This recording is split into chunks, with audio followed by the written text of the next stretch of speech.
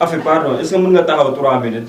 dafa am lu ma la bëggoon a wax. waxal gaaw dama yàkkamti. Afi est-ce que yaa ngi may bëgg ba léegi. pardon. ma ne est-ce que ba léegi yaa ngi may bëgg kon ni ma bëggee woon. ah yow daal da nga déplacé wu juste pour me poser ces questions bêtes. et pourtant li ma lay laaj nii amal na ma njëriñ. amoo leneen lu am fulla loo ma mën a wax. soo gisee leneen lu ko ëpp fulla nga wax ma man dama toog waxtaan ak sama bopp ma ne xaaral ma ñëw wax ak yow parce que am na si lu ma war a dugg nag. après tu t'es dit ah xaaral ma dem poser question Afi comme ça li nekk réponse am rek foofu ngay sukkandiku jël sa décision.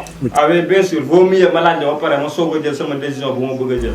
c'est incroyable te yow moment yi nii rek nga doon xaar pour poser ma question bi. ah oui bien sûr. mënoo débattre sama bureau comme ça comme si dama la amel bor nga may poser ay questions yoo xamante ne mënoon nga ma ko vocal. mënoon naa laa woo wax la ko mais xam naa ne yow loolu gënalu la. non tu sais pas. si je sais te xam naa ne tamit maa la tooñu moo tax tey ma ñëw fii nii di wax ak yow. tu sais pas lan la ma coûté bi nga ma waree dem ëmbal beneen jigéen. oh affaire bu ma fàttale li nga xamante ne fàtte na wax ma yow si question bu ma la posé yaa may bëgg ba léegi wala bëgg a tooma. tu veux vraiment savoir. oui n'est-ce pas du loolu moo ma fi indi. bëggoon naa la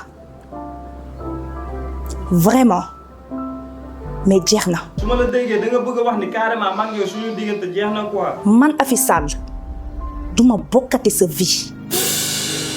kañ laay toog bay bànneexu ci mbëggeel yaakaar tas na jur na mbetteel